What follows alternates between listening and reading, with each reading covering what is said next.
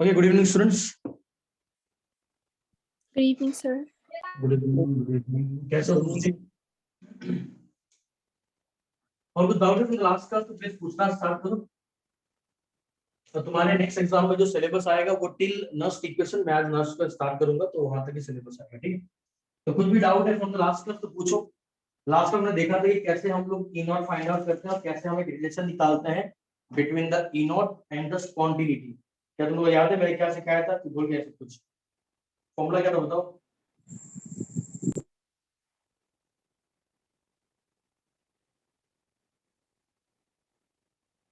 बोलो बोलो, फॉर्मूला क्या था? भूल गए?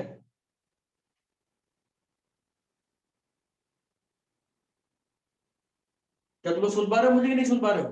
हेलो, यस नो, आवाज आ रहा है मेरा? Yes sir.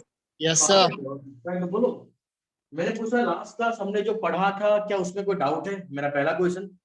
अगर डाउट है तो डाउट पूछो, अगर डाउट नहीं है तो हमने लास्ट क्लास क्या पढ़ा था मुझे बताओ, और हमने कौन सा फॉर्मूला यूज किया था मुझे जल्दी से बताओ ताकि हम आगे बढ़ सके जल्दी। सर डेल्टा जी नॉट हमने देखा था, वेरी गुड, हमने देखा था कैसे काम करता है। उसके बाद मैंने तुम लोग को और एक चीज पढ़ाया था, क्या चीज था याद करो जरा, क्या पढ़ाया था last topic? some measurement of electrode potential of single electrode। हाँ very good, measurement of electrode potential of the single electrode. कैसे मेजरमेंट करते हैं बेटा बताओ? SHG यूज करके।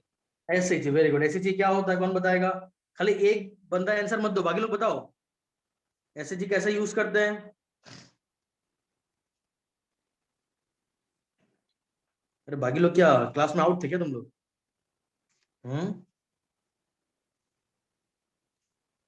बाकी लोग क्लास में थे कि नहीं थे?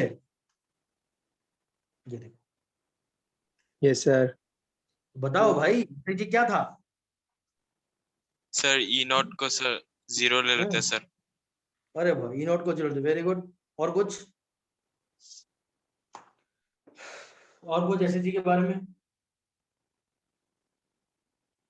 एसएसजी का फुल फॉर्म क्या है? Standard hydrogen electrode. नहीं सर, वो ई कैटन या एनायन को 0 देते हैं, जो मतलब गिवन नहीं होता। Okay fine, very good. तो मुझे ये बताओ कि ई कैथोड, हाँ नॉट कैटायन एनायन नहीं, ई कैथोड और ई एनोड, ठीक है? ठीक है ना? कैटायन एनायन किसने बोला?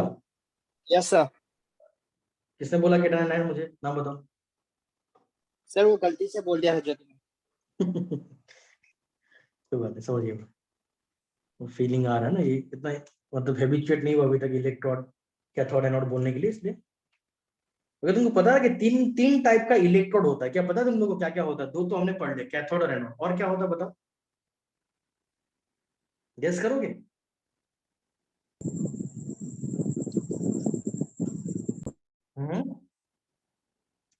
गेस करोगे क्या? जो लास्ट ईयर बहुत वायरल हो गया था बीच में, लॉकडाउन के टाइम में, तो वायरल हो गया था। टाइमिंग मिलाओ, देखो देखते कितने इंटेलिजेंट हो तुम लोग। बताओ, एक कैथोड, एक एनोड, तीसरा क्या? कुछ वायरल हुआ था, याद है कि नहीं? सर हाँ, याद ही है? No sir. लास्ट ईयर क्या क्या वायरल हुआ था बताओ? एक बहुत वायरल हो गया था, एक नाम बहुत सर विनोद। हाँ, विनोद। क्या दिमाग है, वेरी गुड। तो हमारे पास तीन टाइप का इलेक्ट्रोड होता है। पहला is called cathode, second is called anode, and तीसरा क्या होता है? विनोद, है ना? होता है। विनोद, विनोद अपने घर पे यूज कर लेना, केमिस्ट्री में यूज मत कर देना। एग्जाम मत लिख के आ देना सर विनोद के था, भूल गए, हमको सबने बताया कि विनोद क्यों था, ऐसा मत कर देना, ठीक है? ओके। तो आज केबी सीआरपीएफ लोग का एग्जाम था, तो कोई अगर केबी सीआरपीएफ से है तो उसका एग्जाम कैसा हो, क्या बता मुझे।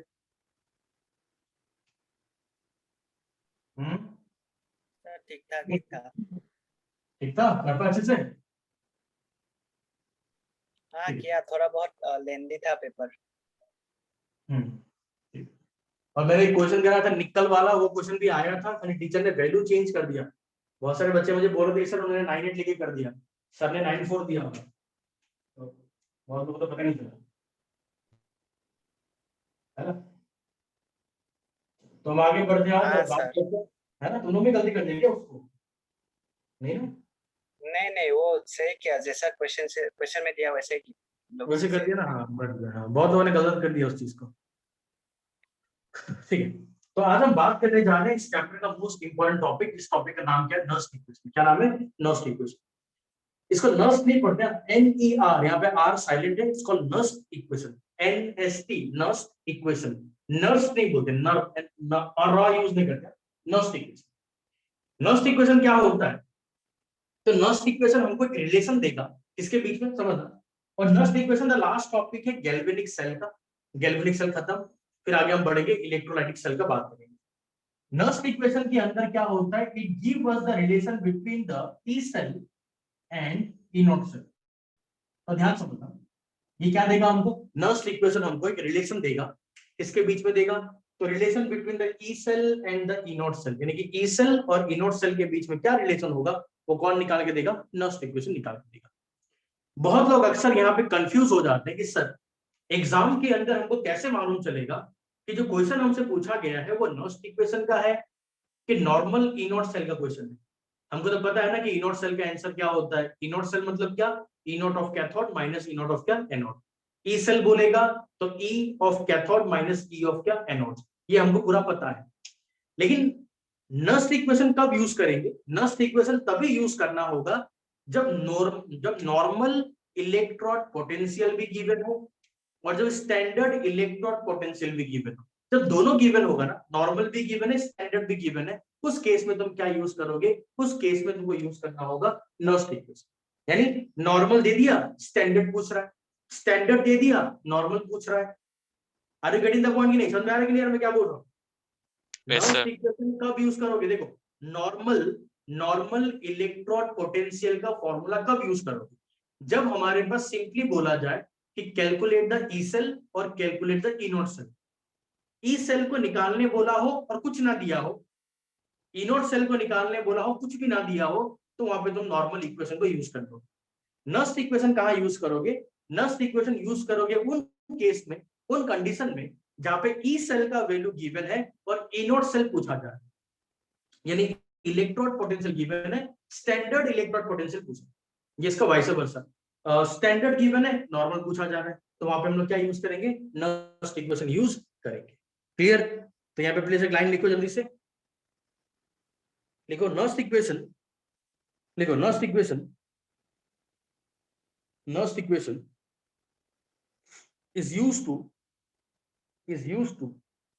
calculate the EMF of the cell. Nernst equation is used to calculate EMF of the cell. Nernst equation is used to calculate EMF of the cell. EMF of the cell. And it gives us the relation between, and it gives us the relation between,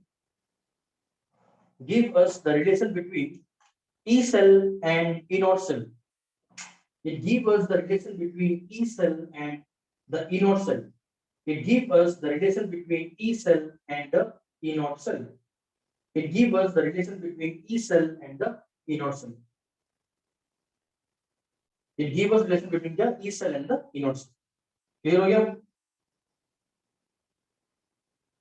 Yes, sir.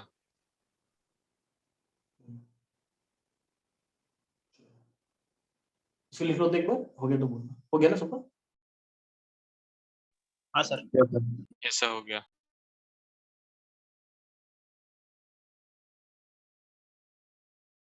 ठीक है चलो, अब देखो हम कैसे निकालेंगे इसको, let's try to understand. देखो एक रिलेशन होता है, तुमको पता है कि नहीं पता मुझे नहीं पता, but it was in class 11 thermodynamics के अंदर भी था और क्लास 11 इक्विलिब्रियम के अंदर भी था। वो रिलेशन होता है इसका, देखो डेल्टा जी और डेल्टा जी नॉट के बीच में रिलेशन होता है। क्या रिलेशन होगा? Delta G will be equal to क्या होता है? Delta G naught plus R into two, sorry R into T, और यहाँ पे एल एन क्या होगा? क्यू होगा। क्या होगा? L n Q. आर का मतलब क्या है? Rate constant. टी का मतलब क्या है? टेम्परेचर, और temperature will be in kelvin. ठीक, तो ये हमारे पास एक रिलेशन है, इसके बीच का रिलेशन है ये डेल्टा जी और डेल्टा जी नॉट के बीच का क्या है? रिलेशन। ये क्यू क्या होता है? इस क्यू को हम लोग क्या बोलते हैं? इसको याद है क्यू क्या होता है? केसी, याद है किसी को?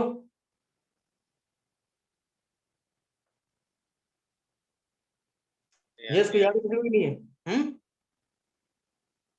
याद नहीं आ रहा। No sir. कोएफिशिएंट, ये होता है सेल कोएफिशिएंट। क्या होता है? सेल कोएफिशिएंट, जो हमने इक्विलिब्रियम के अंदर यूज किया था, केमिकल इक्विलिब्रियम। इसी को हम जब आयोनिक इक्विलिब्रियम में यूज करते हैं तो ये बन जाता है ionic solubility of the salt. और तुम लोगों ने सारा आयोनिक इक्विलिब्रियम पढ़ा नहीं होगा, कोई बात नहीं। इसको हम लोग क्या बोलते हैं? सेल कोएफिशिएंट बोलते हैं। ये कैसा होता है? केसी की तरह होता है। केसी पता है कि नहीं पता है? केसी का मतलब होता है इक्विलिब्रियम कांस्टेंट। तो ये हमारा सेल कोएफिशिएंट है। ठीक है, कैसे यूज करना है मैं आगे सिखाऊंगा, आगे सीखते हैं। लास्ट क्लास में मैंने तुमको डेल्टा जी का फॉर्मूला लिखना सिखाया। क्या सिखाया था? कि डेल्टा जी इक्वल टू क्या होता है? याद करो एक बार, क्या था? Minus NF। क्या था? ई सेल, याद है? और मैंने बताया था कि डेल्टा जी नॉट जो होता है वो क्या हो जाएगा? माइनस एन एफ तुम्हारा क्या होगा यहाँ पे? E not cell. यहाँ पे E n F E cell, यहाँ पे माइनस एन एफ क्या होगा? ई नॉट सेल होगा। अब इसका वैल्यू को यहाँ पुट कर दो, इसका वैल्यू यहाँ पुट कर दो, तो देयरफॉर क्या निकल के आएगा? माइनस एन एफ, ये तुम्हारा आएगा E cell, will be equal to क्या बन जाएगा? माइनस एन एफ, ये बन जाएगा तुम्हारा ई नॉट सेल, प्लस यहाँ पे क्या आएगा? आर टी, और ये एल एन क्या आएगा? Q R. यहाँ तक किसको डाउट नहीं? डाउट तो पूछना। अब देखो मैं क्या करूंगा, यहाँ पे मैं ई सेल को रखता हूँ इस साइड, और इस माइनस एन एफ को मैं यहाँ भेजता हूँ, डिवाइड करता हूँ।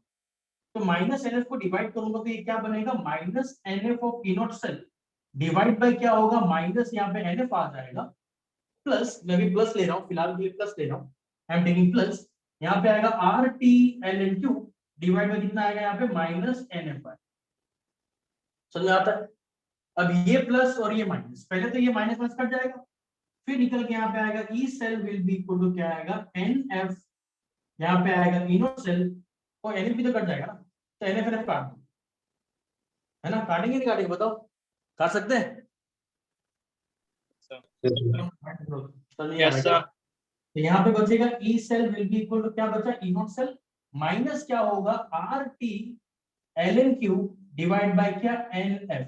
तो ये निकल के आ गया हमारे पास एक फॉर्मूला इसका ई सेल और इनोट सेल का, जिसको हम लोग क्या बोलते हैं E cell will be equal to E nought cell minus R into T L N क्या आ गया क्यू आ गया डिवाइड बाय क्या एन इंटू एफ।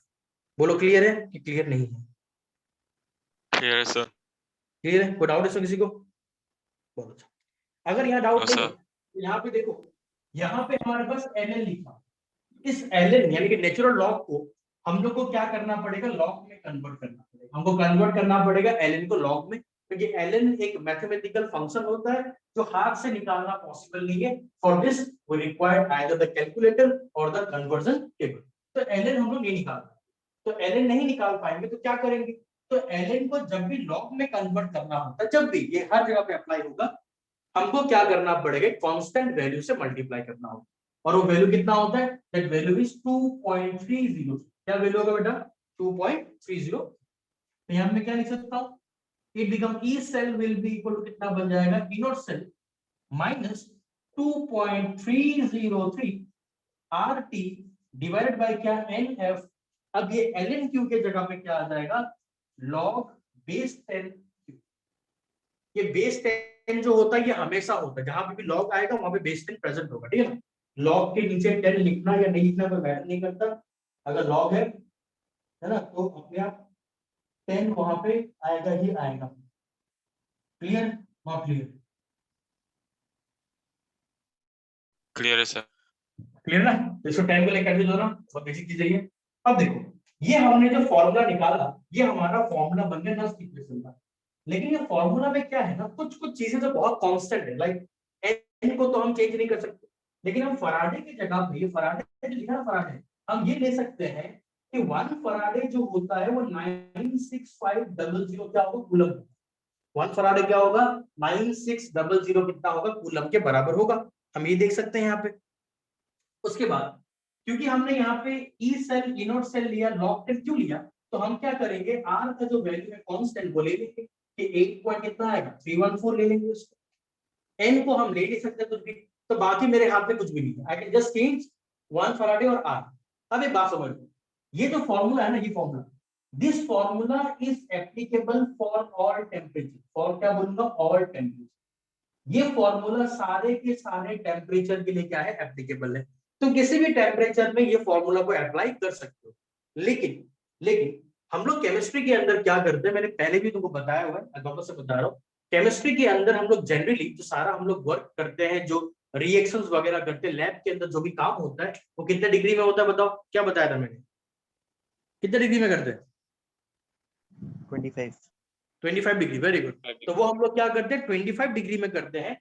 और क्योंकि हम लोग यहाँ पे अगर टेम्परेचर को, क्योंकि हम लोग सारा काम 25 डिग्री में करते हैं, तो यहाँ पे हम लोग क्या करेंगे टेम्परेचर को 25 डिग्री सेल्सियस ले लेंगे, that is almost equal to कितना होगा 300 केल्विन हो जाएगा। कितना होगा 300 केल्विन। तो इन तीनों वैल्यू को अगर यहाँ पे पुट किया जाए तो एक नया इक्वेशन हमारे पास निकल के आएगा, which equation is only applicable, or we can say that formula is only applicable at कितना डिग्री, at 25 डिग्री सेल्सियस। और हमारे कोर्स में, हमारे सिलेबस में और हमारे एग्जाम में अगर टेम्परेचर दिया हो या ना दिया हो कोई मैटर नहीं करता, हम लोग को सिर्फ 25 डिग्री पे ही निकालना है, क्योंकि केमिस्ट्री में जो सारा काम होता है, जो रिएक्शन होता है, that occur in 25 degree Celsius. क्या मेरी बात क्लियर है? क्लियर? Yes sir clear. तो अगर मैं इन वैल्यू को पुट करूं तो मैं सीधा इनका आंसर लिख रहा हूं, क्या आंसर निकल के आएगा, मैंने आर का वैल्यू पुट कर दिया, टी पुट कर दिया, एफ पुट कर दिया, तो ये निकल के आएगा यहाँ पे E cell will be equal to क्या निकल के आएगा इनोट सेल माइनस क्या होगा 2.303 डिवाइड बाय यहाँ पे कितना एन, नो ये तो मल्टीप्लाई होगा, तो ये हमारे पास निकल के आएगा 0.0591, कितना आएगा 0.0591, और यहाँ पे क्या आ गया बेटा log 10 क्यूब। तो ये हमारे पास क्या निकल के आ गया, रिएक्शन निकल के, सॉरी फॉर्मूला निकल के आ गया, जो फॉर्मूला में एक रिलेशन निकल के आता है between the E cell and the E naught cell when, कौन से टेम्परेचर पे, ओनली एट 25 डिग्री, कितना पे बताओ, एट 25 डिग्री सेल्सियस, और हम लोग कैन से एट 300 केल्विन। तो 300 केल्विन पे हम इस फॉर्मूला को क्या करेंगे, यूज करेंगे, और इसी फॉर्मूला को क्या कहा जाता है, नर्स्ट इक्वेशन कहा जाता है। क्या कहा जाएगा इसको, नर्स्ट इक्वेशन। और नर्स्ट इक्वेशन कब यूज करते हैं, नर्स्ट इक्वेशन तब यूज करेंगे जब हमारे पास ई सेल दिया होगा और इनोड सेल पूछा जाएगा, इसका उल्टा इनोड सेल दिया जाएगा और ई सेल के बारे में पूछा जाएगा, तो हमको नर्स्ट इक्वेशन क्या करना होगा, यूज करना होगा। क्या ये बात क्लियर है, बताओ। Yes, sir. क्लियर है, इसको लिख लो एक बार, फिर तुमको आगे बात करते हैं कि एन और क्यू का क्या है। सब लिखो जल्दी से, एक बार खत्म करो, बताओ हो गया तो बोलो। सर वो नीचे 7 है ना, एन है, एन बेटा, 7 कहाँ से रखे बताओ, एन है ना वो, एन एफ था वो एन है, ठीक है। E cell will be equal to E not cell minus 0.0591 by N log 10 cube.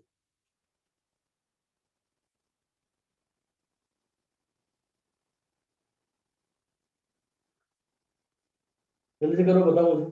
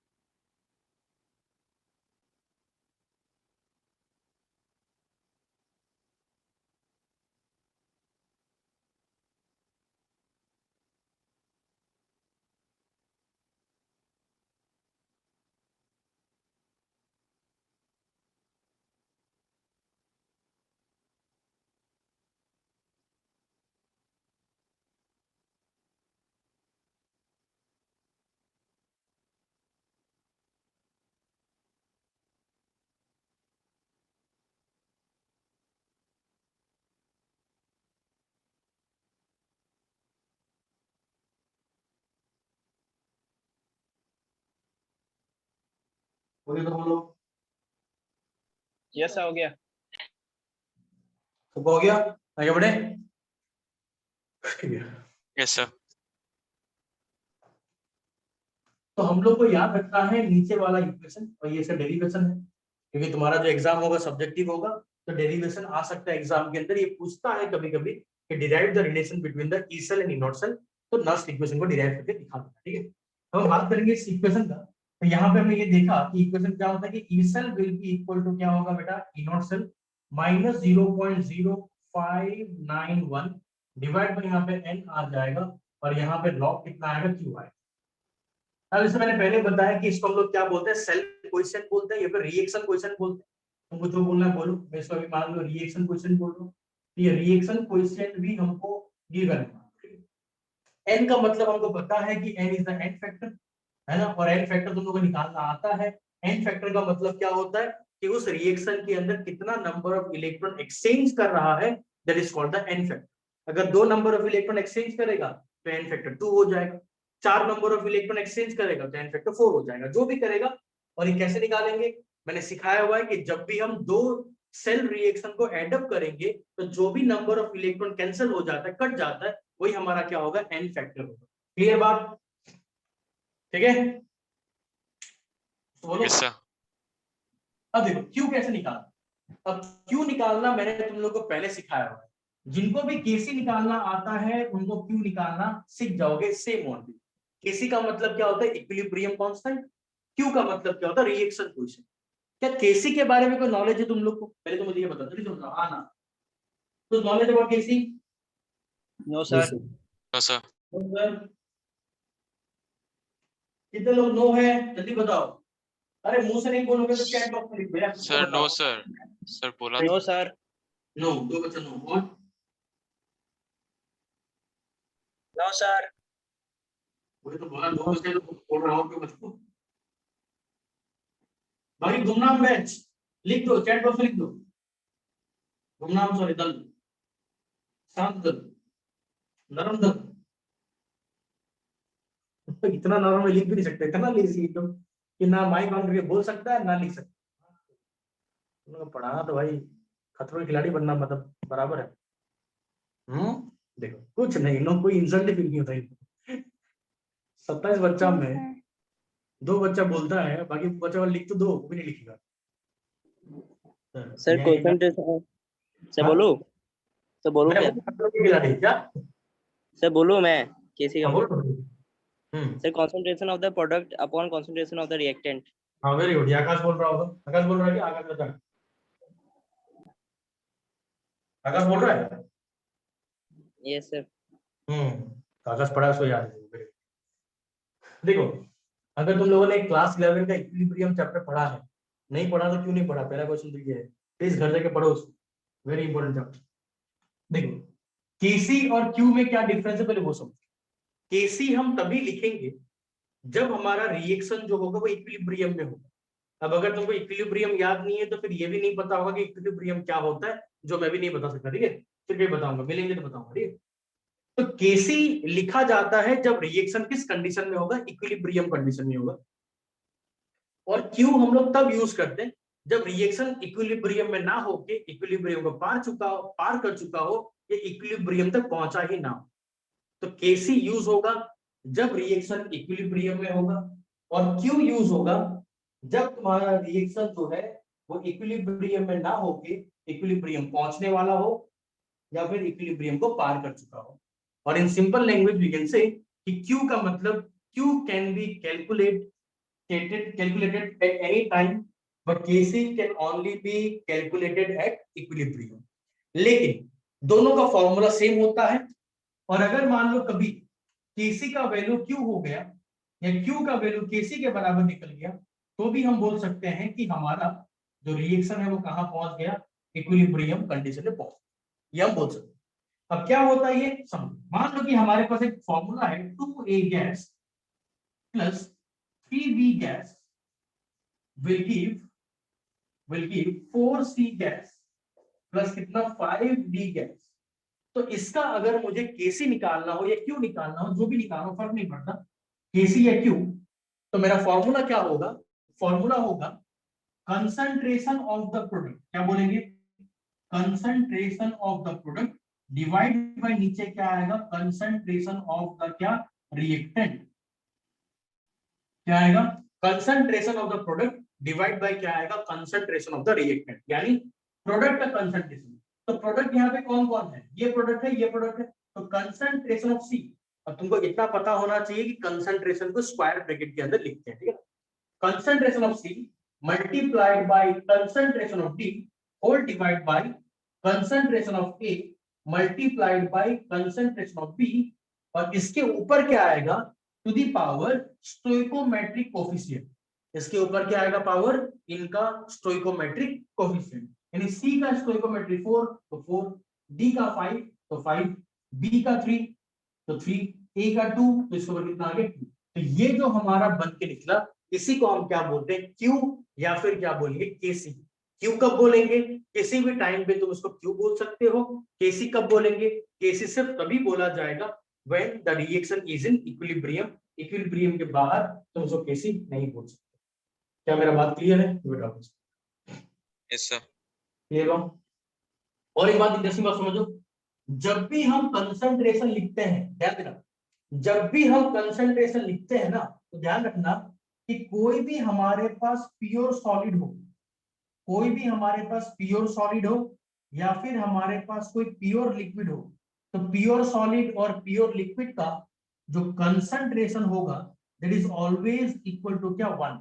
यानी कि मान लो यहाँ पे बी गैस के जगह पे सॉलिड लिख दिया जाए, तो इस बी के जगह पे क्या लिख दोगे, 1 लिख दोगे, क्योंकि किसी भी प्योर सॉलिड और प्योर लिक्विड का जो कंसंट्रेशन होता है वो 1 होता है। वो क्यों होता है, ये भी एक लंबा टॉपिक है, कभी बताऊंगा क्यों होता है। हाँ, लेकिन एक बात समझना कि अगर हमारे पास कोई भी गैस के फॉर्म में प्रेजेंट है, तो उसका हमको कंसंट्रेशन लिखना होगा, या कोई भी रिएक्शन का कोई भी चीज अगर एक्वस के फॉर्म में प्रेजेंट है, तो उसका भी हमको कंसंट्रेशन लिखना होगा। तो कोई अगर एक्वस के फॉर्म में हो या कोई अगर गैस के फॉर्म में हो तो उसका हम लोग क्या करेंगे, कंसंट्रेशन को लिखेंगे।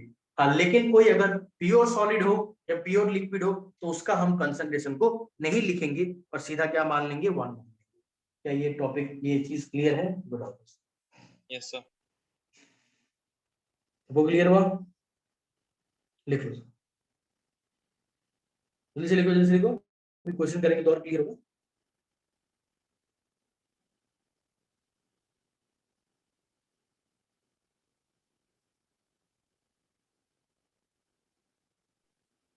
सर वो जो कंसंट्रेशन ऑफ प्रोडक्ट लिखा है उसके ऊपर जो 5C लिखा है वो क्यों लिखा सर, कैसे बताए तो? कौन सा लिखा? 5 4 जो लिखा, 2 3 जो लिखा वो? नहीं नहीं सर, वो 5C लिखा है ना आपने, उसको ब्रैकेट में देके जैसे स्क्वायर लिखते हैं वैसे आपने वहाँ पे 5C लिखा है।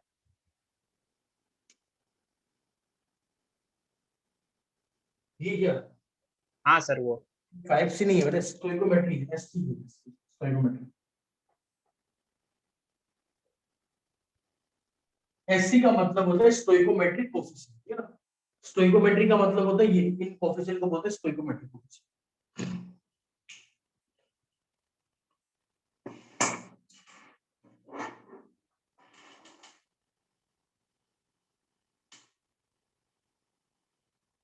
लेके हो गया तो बताना। सर हो गया। तो हो गया?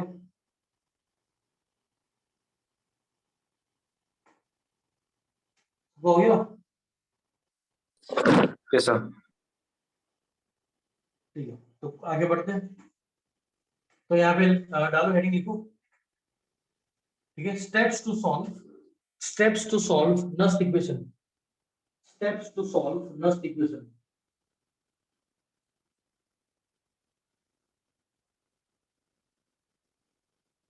Steps to solve Nernst equation.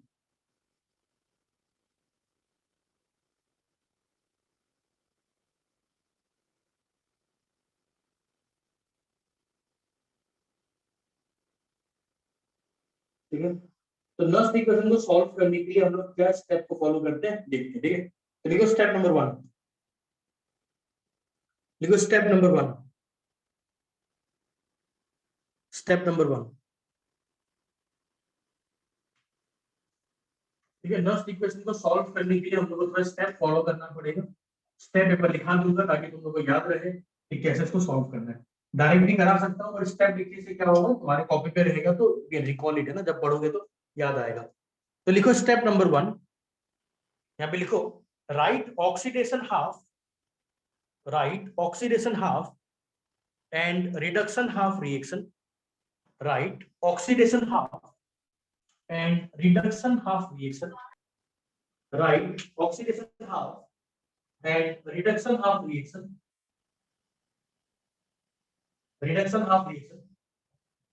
and add them to get the net cell reaction, and add them to get the net cell reaction, and add them to get the net cell reaction. तो Nernst equation को solve करने के लिए पहला तरीका क्या है? पहले तुम रिएक्शन में पता करोगे कौन ऑक्सीडेशन कर रहा है और कौन रिडक्शन कर रहा है। ऑक्सीडेशन कौन कर रहा है पता लगते ही हम लोग एनोड हाफ पर रिएक्शन को लिख सकते हैं। कैसे लिखते हैं हमको पता है।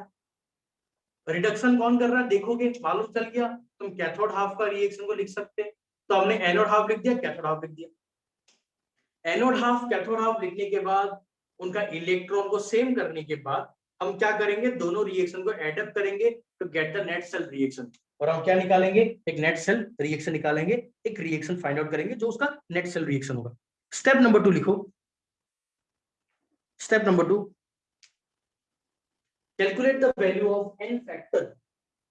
Step number 2, calculate the value of N factor. Step number 2 क्या है, calculate the value of N factor. हमको एन फैक्टर का वैल्यू कैलकुलेट करना पड़ेगा।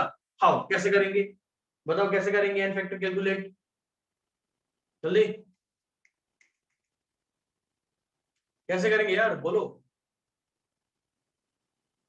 Sir half cell reaction. हाँ क्या, हाफ सेल रिएक्शन से आप फिर क्या करेंगे उसको? सर ये सर दोनों को मतलब एनोड और कैथोड हाफ को मतलब वो सम बना के उनका वो करेंगे तो क्या सम करने से क्या होगा? सर, उनका इलेक्ट्रॉन्स मिल जाएगा। तो नहीं समझ पा रहा मैं, एक ही बच्चा बोल रहा है बेचारा, ट्राई तो कर रहा है बहुत अच्छा। देखो मैं कितना बार तुम लोगों को बताया, अभी भी बताता हूँ।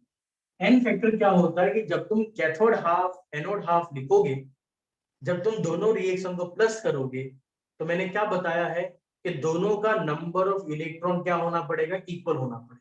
अगर दोनों का नंबर ऑफ इलेक्ट्रॉन इक्वल नहीं है तो क्या तुम प्लस कर सकते हो क्या? बोलो। No, sir. नो नहीं कर सर। सकते। तो दोनों का जब electron number of electron equal होगा तो प्लस करेंगे।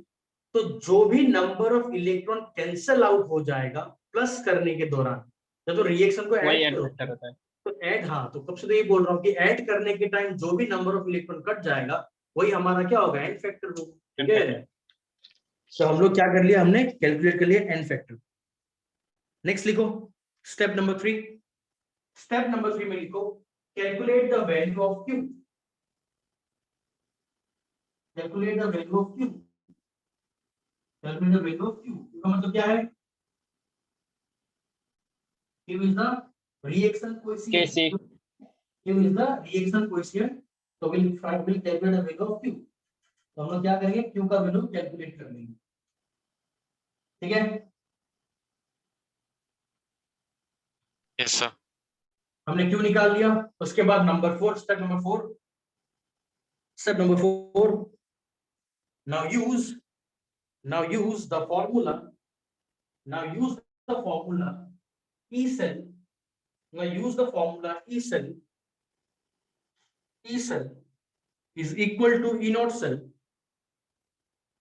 Now use the formula E cell equal to E naught cell minus 0.0591 minus 0.0591 divided by n log 10 cube divided by n log 10 cube divided by n log 10 cube। लिखा?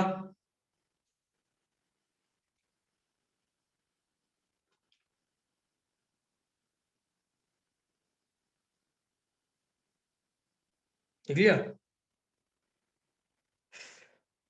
Yes sir. Clear है भाई? हाँ sir, लिख लिया। अब करते हैं question. Yes, sir. Question करते हैं। क्वेश्चन लिखो calculate the EMF of Daniell cell। Write down calculate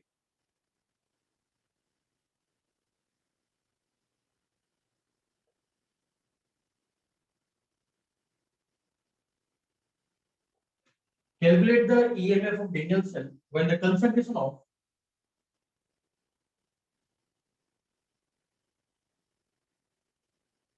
ZnSO4 and CuSO4, when ZnSO4 and CuSO4 are 0.001 molar, 0.001 molar and 0.01 molar, 0.001 molar and 0.01 molar respectively.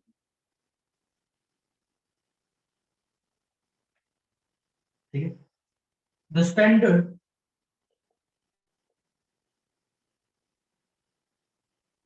electrode potential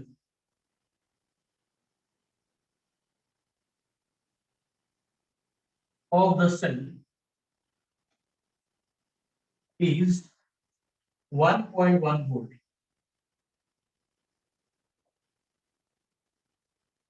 Is 1.1 volt. चलो try करो। Question बहुत simple है। Calculate the EMF, EMF निकालना है of the Daniell cell। Daniell cell क्या होता है तुमको ऑलरेडी पता है। when the concentration of zinc sulfate and copper sulfate are 0.001 molar and 0.01 molar respectively, the standard electrode potential of the cell is 1.1 volt. तो E naught cell का value यहाँ पे ऑलरेडी गिवन है 1.1 वोल्ट। E naught cell का value यहाँ पे given है 1.1 volt. ठीक है, और दोनों का कंसंट्रेशन यहाँ पे गिवन है ZnSO4 एंड CuSO4, वो हमारे पास दोनों का कंसंट्रेशन गिवन है। तो कंसंट्रेशन गिवन है इलेक्ट्रोड पोटेंशियल गिवन है, अब तो हमें निकालना है इसका क्या,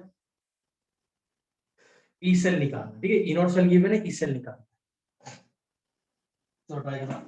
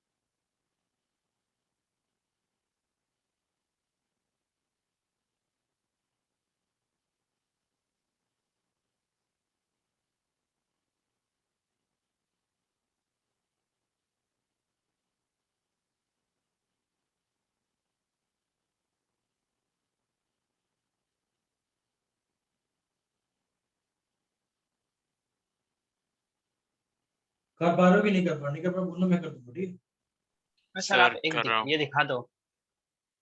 कर रहे, कोई कर रहा है क्या? Yes sir. Yes, sir. ठीक है, 2 मिनट ले लो, करो, देखते हैं। यदि मैं ट्राई करूँ मैं दिखा दूंगा, डोंट वरी, मैं तो करा दूंगा इन्फॉर्मेशन।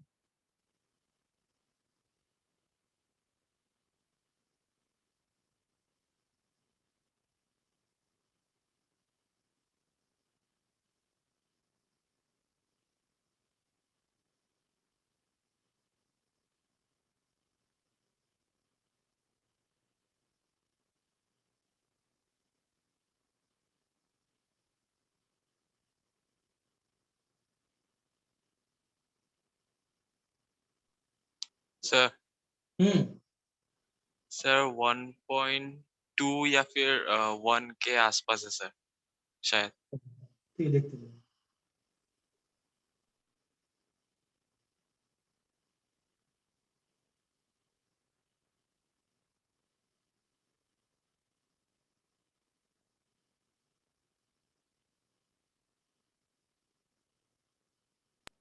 Sir, so 1.12.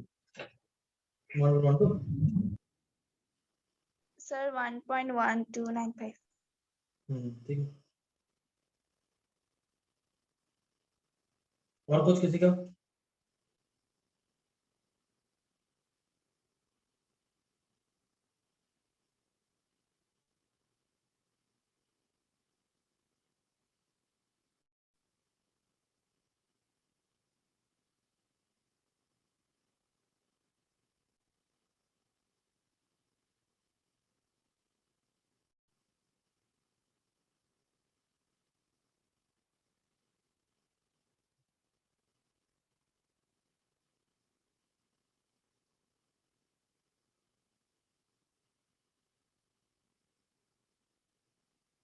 ठीक है, तो मैं करने का ट्राई करता हूँ, देखो करते हैं, देखो।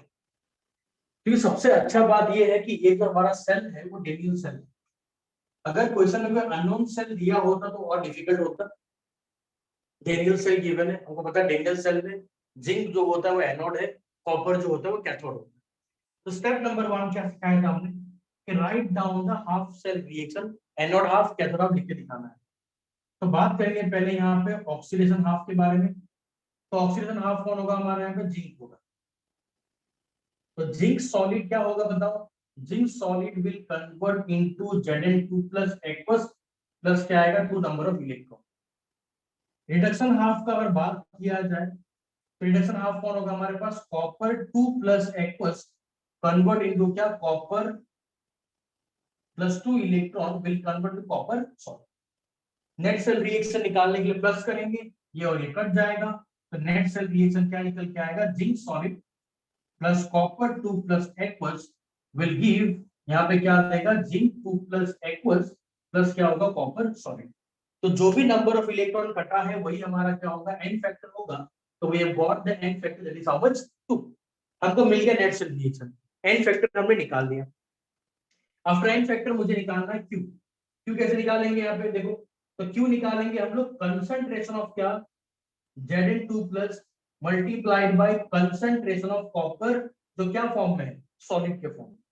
यहाँ पे क्या आएगा बताओ, कंसंट्रेशन ऑफ जिंक सॉलिड, है ना, और यहाँ मल्टीप्लाइड बाय क्या, कंसंट्रेशन ऑफ कॉपर 2 प्लस।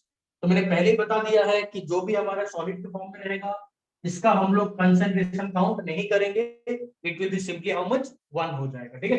तो यहां से तुम एक काम कर सकते हो, एक फॉर्मूला बना सकते हो शॉर्टकट, जो सिर्फ एंट्रेंस में यूज करना, यहाँ पे यूज मत करना। वो ये होगा कि क्यों निकालने के लिए तुम सिंपली बोल दोगे सर एनोड बाय कैथोड। क्या बोल देंगे तुम सीधा कि सर एनोड बाय क्या होता है, कैथोड होता है। देखो जो जिंक हमारा एनोड था वो ऊपर है, जो कॉपर हमारा कैथोड था वो क्या है, नीचे है। तो concentration of anode by cathode, ये भी हम इसको बोल सकते हैं शॉर्टकट भी, ठीक है। तो Zn2 प्लस का कंसंट्रेशन क्या है, Zn का है 0.001, ये रहा। नीचे हमारे पास क्या है, कॉपर का कितना 0.01, ये रहा। सॉल्व कर लिया, क्या निकलेगा, 1 2 3 के बाद पॉइंट है, यहाँ पे कितना 2 के बाद पॉइंट है, तो इसको ऊपर ले जाओ, कितना आ जाएगा आंसर, बताओ। क्यू का वैल्यू 0.1 आ रहा है कि नहीं आ रहा तुम लोग का, हाँ सर, क्यू का वैल्यू आ गया। आ रहा है। एक काम करता हूँ, बिकॉज मैं लॉग में यूज करने वाला है, तो मैं इसको 10 के ऊपर -1 लिखता हूँ, ज्यादा बेटर होगा। सब कुछ निकल चुका है, बस मुझे नस्ट इक्वेशन पुट करना।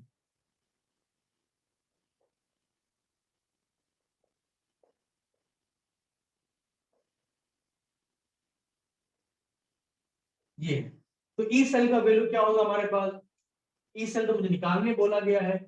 ई नॉट सेल का वैल्यू कितना दिया हुआ है, 1.1 माइनस 0.0591 बाय यहाँ पे 2 मल्टीप्लाइड बाय लॉग क्यू, मतलब कितना, लॉग 10 के ऊपर -1। 10 के ऊपर -1 है, तो ये -1 क्या होगा, इसके आगे आ जाएगा, यानी इसके आगे आ जाएगा, सॉरी इसके आगे आएगा तो -1, तो ये माइनस और -1 क्या होगा, 1.1 प्लस 0.0591 बाय कितना, तो क्या निकल के आ रहा है, देखो तो इतना करने से क्या निकल के आता है, 0.0591 कितना निकल के आ रहा है सर 1.129। 1.1 आ रहा है, 0.0591 divided 2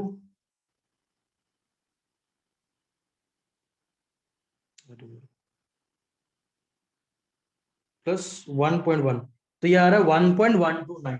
the answer will be equal to 1.129, approximately you can take it 1.134।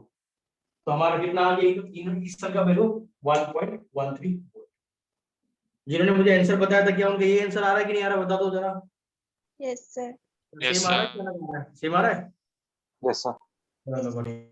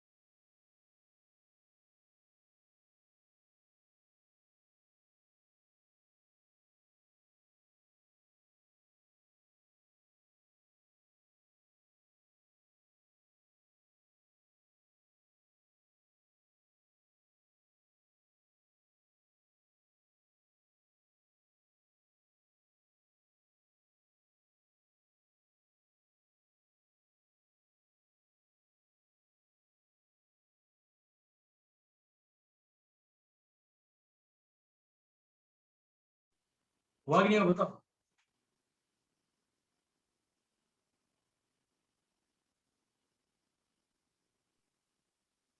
Okay, जिनका निकला था, क्या उनका सही निकला था, गलत हुआ तो कुछ बताओ। सर सही निकला था सर। निकला था, वेरी गुड।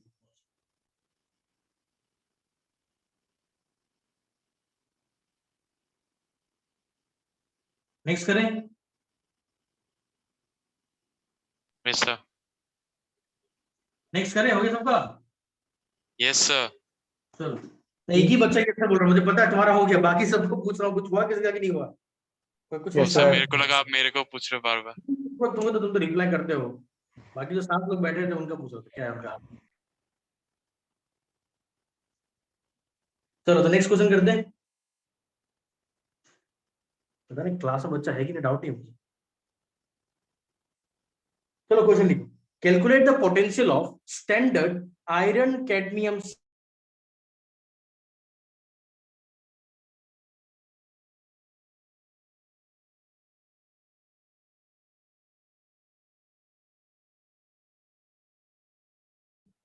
सर म्यूट हो गया है।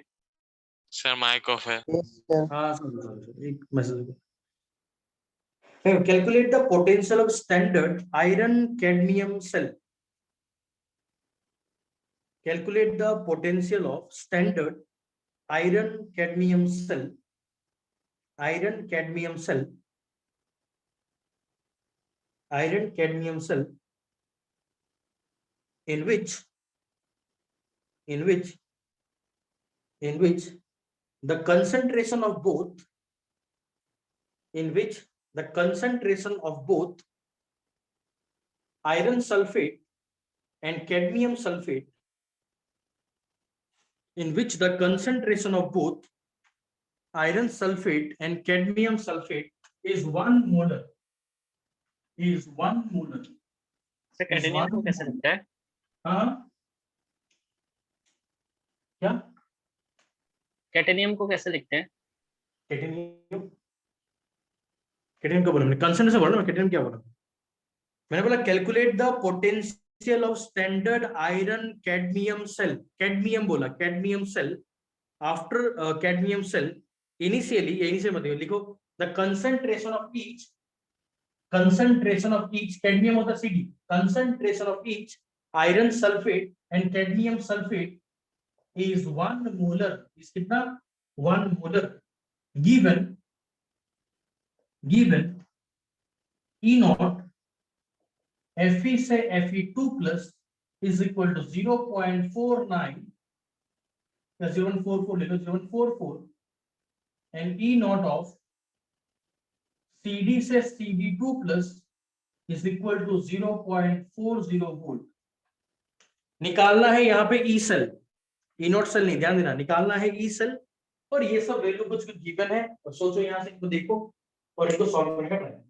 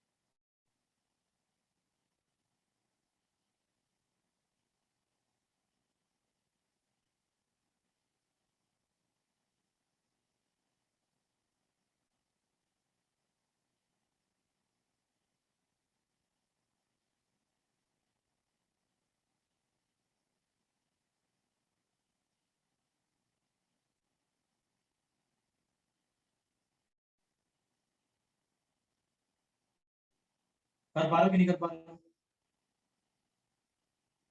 सर log 1 का वैल्यू कितना होता है? log 1 का वैल्यू 0 हो जाएगा, तुम्हारा 1 लीजिए ना,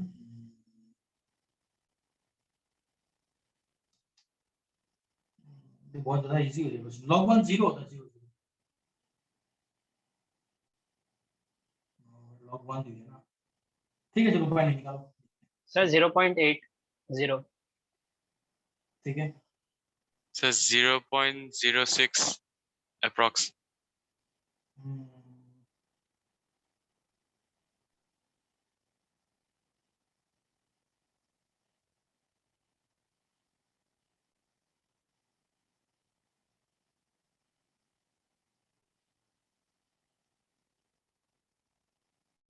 और किसी का?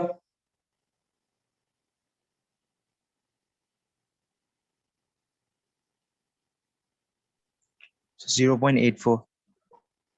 ओके, अलग आंसर है। देखो यहाँ पे पहले ये बताओ क्या निकालने बोल, ई नॉट सेल की ई सेल, क्या गिवन है, क्या निकालने cell. ई सेल, हम लोग को यहाँ पे ई सेल निकालने को बोला गया है। स्टैंडर्ड सुन के कंफ्यूज मत होना, वो सेल को स्टैंडर्ड बोलो, standard standard iron cadmium cell हमारे पास, ठीक है, बढ़िया बात है। पहले हमको क्या करना होगा, ऑक्सीडेशन हाफ रिडक्शन हाफ लिखना होगा, लेकिन कौन ऑक्सीडाइज होगा कौन रिड्यूस होगा कैसे पता लगाएंगे, इसको देख के पता लगाएंगे। यहाँ पे जो दोनों वैल्यू मेरे पास गिवन है, कौन सा वैल्यू है, एसआरपी की एसओपी, बताओ। SOP. एसओपी, तो पहले क्या कन्वर्ट क्या में करना होगा इनको, कन्वर्ट क्या में करना होगा इनको, SRP. SRP. हम लोग क्वेश्चन करके बैठे बोलते क्या नहीं हो, हम लोग को कन्वर्ट करना पड़ेगा एसआरपी। क्या कन्वर्ट किया कि भूल गए, सर कर दिया था। कर दिया था। अब इन दोनों में कौन सा वैल्यू ज्यादा पॉजिटिव है, ये ऊपर के नीचे, सीडी की FE, which value is CD. More positive, ये की ये CD. सीडी। अगर ये ज्यादा पॉजिटिव है, एसआरपी का वैल्यू ज्यादा पॉजिटिव होने का मतलब क्या है, ये क्या होगा, ये इजीली रिडक्शन करेगा, और रिडक्शन करने का मतलब क्या है, ये क्या कहलाएगा, ये कहलाएगा तुम्हारा कैथोड। क्या कहलाएगा ये, कैथोड। क्लियर है बात, यस यस सर। ठीक है। तो हमने कैथोड निकाल लिया, तो अगर ये कैथोड है तो पक्का ये वाला एनोड होगा, नीचे वाला कैथोड है तो एनोड होगा। तो हम लोग क्या करेंगे, यहाँ पे पहले निकालेंगे ऑक्सीडेशन हाफ रिएक्शन। तो ऑक्सीडेशन हाफ में क्या होगा हमारा, हमारा होगा कि सर Fe सॉलिड जो है वो कन्वर्ट हो चुका है Fe2 प्लस एक्वस प्लस क्या 2 इलेक्ट्रॉन। और रिडक्शन हाफ का बात किया जाए तो रिडक्शन हाफ में क्या होगा हमारे पास, Cd2 प्लस एक्वस 2 इलेक्ट्रॉन लेके क्या में कन्वर्ट हो रहा है, Cd सॉलिड में कन्वर्ट हो रहा है, करेक्ट कि नॉट करेक्ट, यस सर। ठीक है। इनको प्लस करोगे तो ये 2 कट जाएगा, तो यानी हमारा जो n फैक्टर होगा ये 2 होगा। तो यहाँ पे देखोगे तो ये निकल के आ रहा है Fe solid plus Cd2 plus aqueous will give, यहाँ पे आएगा तुम्हारा Fe2 प्लस एक्वस प्लस क्या आएगा Cd सॉलिड। तो ये हमारा निकल के आ, अब मुझे यहाँ पे निकालना है Q, तो Q का वैल्यू निकालोगे तो क्या आएगा बताओ, ये आएगा Fe2 प्लस नीचे क्या आएगा हमारे पास Cd2 प्लस, क्योंकि ये सॉलिड है, सॉलिड कट जाएगा, काम नहीं है इनका। अब यहाँ पे बोला गया है ये भी 1 है ये भी 1 है, तो 1 कितना आ गया, 1 आ गया, तो Q का वैल्यू क्या आ गया, 1। अब Q का वैल्यू 1 है, E नॉट का वैल्यू हमने निकाला, और E नॉट तो नहीं निकाला हमने, वेरी गुड। अब E नॉट का वैल्यू निकालेंगे एक बार, तो बताओ E नॉट का वैल्यू क्या होगा। तो E नॉट सेल क्या होता है, E नॉट सेल होता है E not of cathode minus E not of anode. Cathode कौन है हमारा ये, तो माइनस 0.40 माइनस एनोड कौन है हमारा, तो माइनस 0 कितना 44 प्लस करोगे माइनस 0.40 प्लस 0.44, तो क्या निकल के आएगा बेटा बताओ, कितना निकल के आएगा 0.04 वोल्ट। तो ये हमारा क्या निकल के आया, ई नॉट का वैल्यू निकल के आया। क्या तुम लोग का भी यही ई नॉट निकल के आया, क्या बताया, Yes sir. जिसका जिसका हुआ क्या यही वैल्यू आया, क्या अलग कुछ आया, सर यही सर आया। अलग आ गया था। बताया। और जिसका नहीं निकला वो बताओगे क्यों नहीं निकला। देखो मैं इंडिविजुअली नहीं पूछ सकता, ठीक है, इतना बच्चा को अपना बता। नंदना क्यों तुम्हारा आया कि नहीं आया? सर आया। तो क्यों नहीं बताते हो तुम लोग आया बोल के? लिंडा तुम्हारा आया कि नहीं आया? तो सर थोड़ा मेरा 0.0 वो समझ आया था। तुम कुछ बोलते ही नहीं हो क्लास में, तुम लोग कैसा मैं बचाऊं बताओ। जो क्लास में नहीं बोलता है ना, आगे चल के मेरे से हेल्प मत मांगना, ठीक है ना। मैं पहले बोल दिया हूँ क्लियरली, एकदम वेरी क्लियर, मैं बहुत क्लियर हूँ। आगे चल के मत बोलना सर ये हेल्प करो, ना ना कुछ नहीं करेगा। जो क्लास में बोलेगा उसी का हेल्प करेंगे, जो नहीं बोलेगा वो तो मेरे से एकदम दूर ही रहना। ऑनलाइन चल रहा है तुम लोग दूर हो, ऑफलाइन में मैं तो दूर। क्लास में बैठते हो रेस्पॉन्ड क्यों नहीं करते तुम? प्रॉब्लम क्या तुम लोग? इतना बोल भी थक गया हूँ। सर हम्म। सर ये जो क्यू का वैल्यू है वो तो गिवन ही होता है ना, जैसे यहाँ पे क्वेश्चन में गिवन ही था कि कंसंट्रेशन ऑफ बोथ, ये सर इसका गिवन है। गिवन हो, गिवन गिवन नहीं कर पाऊंगा। तो मैं तो ऊपर सर ऊपर काट सूत्र मिटा रहा हूँ, ठीक है? हाँ सर। अब देखो, हमने यहाँ पे ई नॉट सेल निकाले, फॉर्मूला क्या है हमारा? फॉर्मूला है कि E cell is equal to क्या होता है? E not cell minus 0.0591 by यहाँ पे एन, लॉग कितना आ गया तुम्हारा? क्यू आ गया। अब यहाँ पे इसका देखो, अब सिंपल एक चीज क्या है कि लॉग 1 का वैल्यू होता है 0, तो 0 होते ही ये पूरा वैल्यू क्या होगा? 0 हो जाएगा। जब ये पूरा वैल्यू 0 हो जाएगा तो हमारा E cell will be equal to क्या बन जाएगा? ई नॉट सेल बन जाएगा। तो ई नॉट सेल कितना निकला? 0.04। तो इसका आंसर क्या निकल के आएगा? 0.04 वोल्ट निकल के आएगा। किसका आंसर ये निकला बताओ तो? जिसने तो बताया था कि उनका 0.04 आया था कि अलग सर कुछ मेरा आया। आया था? इसका मेरा नाम बताओ। सर करो। हाँ वेरी गुड। और किसी का? Yes sir. सर मेरा भी आया था। आया था, बहुत अच्छा। चलो, तो ये है करने का तरीका। अगर ये समझ में आ गया तो आप एनसीईआरटी किताब खोलो, तो खोलो मुझे बताओ खुला हो। अब एनसीईआरटी किताब खोलो पहले जल्दी।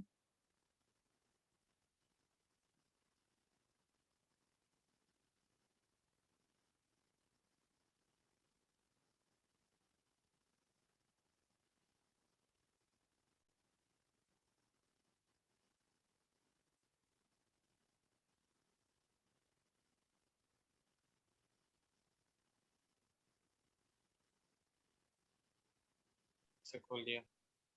हो गया? सब निकाल लिया होगा एनसीईआरटी बुक। एनसीईआरटी बुक में क्वेश्चन नंबर 2 क्या लिखा? पढ़ो देखो। 2 नहीं, 3 3 3 क्या है? पढ़ो। Sir, पढ़ने सुनाओ। depict the galvanic cell in which the reaction हाँ बढ़िया। ZNS.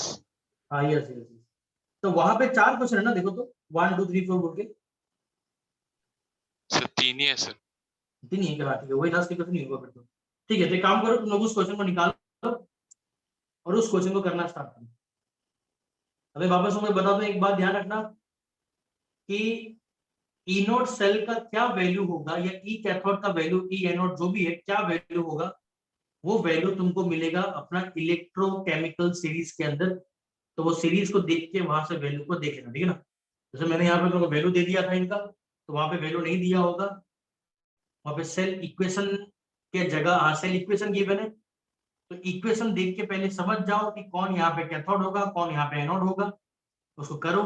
और जब तुमको इनका ईएमएफ का वैल्यू चाहिए होगा या इलेक्ट्रोड पोटेंशियल का वैल्यू चाहिए होगा, तो पेज को पलटा के देखे ना, इलेक्ट्रोकेमिकल सीरीज निकालना, वहां पे उनका SR value given. Clear? Yes sir.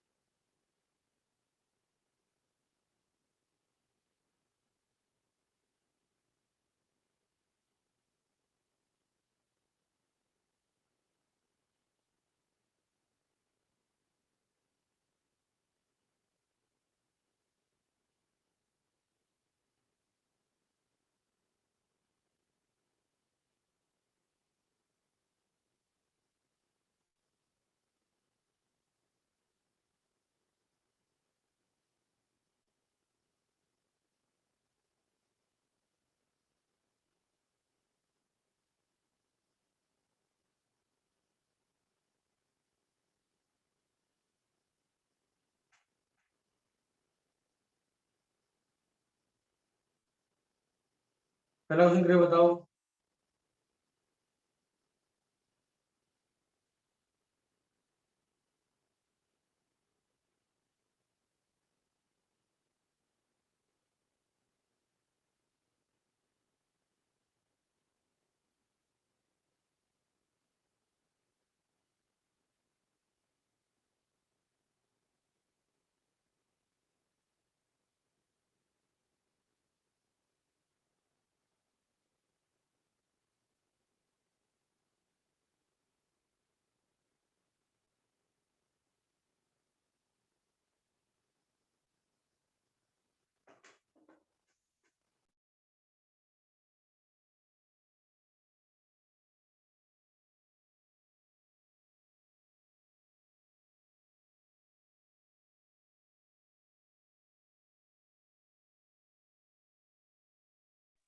Sir हो गया।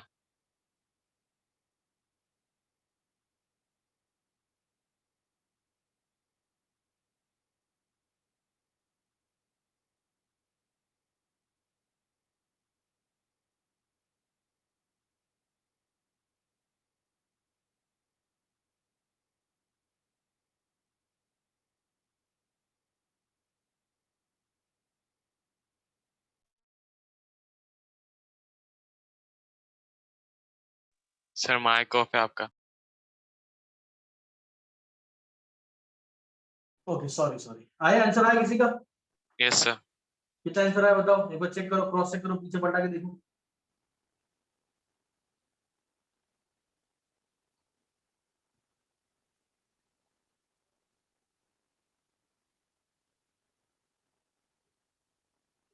ठीक है, यस सर। करेक्ट है कि नहीं है? Yes sir.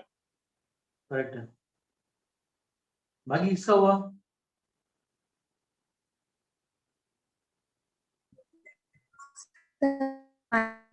हो गया? पीछे देखो, पीछे चेक करो। पीछे आंसर नहीं दिया मैंने। नहीं दिया? तो जिसने चेक किया वो कैसे बोल रहा है कि हाँ? सर खुद से बोल रहा हूँ सर। यार तुम लोग सर हीरो है हम, हाँ? खुद से बोल रहा है सर कि करेक्ट है सर। मैं बोल रहा हूँ पीछे कर दिया देखो, बोलता है खुद से बोल रहा हूँ सर। तुम लोग तो मतलब टीचर को तो पता है क्या है बच्चे, कैसे जियो जियो।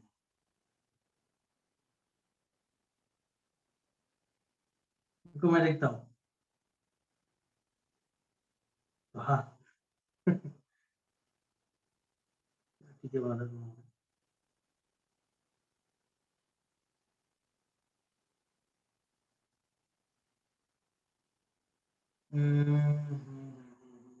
ठीक है ठीक है। कौन सा नंबर क्वेश्चन था ये? 3.4 नंबर क्या? सर आपने 3.3 करने दिया। 3.3 कर लिया था? ओ 3.3 कर लिया था।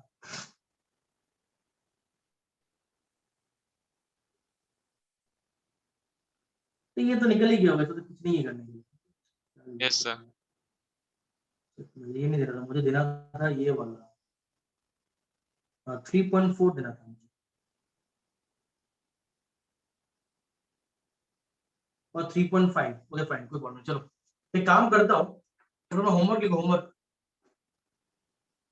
होमवर्क लिखो। 3.4 और 3.5 तुम लोग होमवर्क है, ठीक है ना? 3.4 3.5। Yes sir.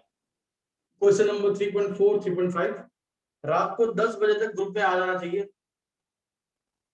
जिसका नहीं आएगा उसको होमवर्क काम भी होगा, ठीक है? 10 बजे तक रात को, गलत गलत करके भेजो, कुछ भी करो, रात को 10 बजे तक 3.4 और 3.5 आ जाना चाहिए। कोई डाउट होता है, डिफिकल्टी होता है, मुझे पूछो। तो यहाँ पे हमने खत्म कर दिया हमारा नस्ट इक्वेशन, और नस्ट इक्वेशन के साथ साथ हम लोग का हमने गैल्वेनिक सेल को खत्म कर दिया। थोड़ा सा एक चीज है गैल्वेनिक का, कल नेक्स्ट क्लास बताऊंगा। फिर हम नेक्स्ट क्लास स्टार्ट करेंगे electrolytic cell. Electrolytic cell board exam में तो नहीं आने वाला, बट फिर भी जानना बहुत इंपॉर्टेंट है, बहुत इंपॉर्टेंट है। इलेक्ट्रोलाइटिक सेल खत्म होने के बाद हम बात करेंगे इलेक्ट्रोलाइटिक सॉल्यूशंस के बारे में, कंडक्टिविटी के बारे में, मोलर कंडक्टिविटी, ये वो सब एग्जाम में आएगा। उसके बाद ये चैप्टर खत्म, फिर स्टार्ट करेंगे पी ब्लॉक। ठीक है? फिर मिलते हैं next class. Thank you very much, bye. Thank you, sir. sir. Thank you Bye, sir. Sir, bye sir. Thank you, sir.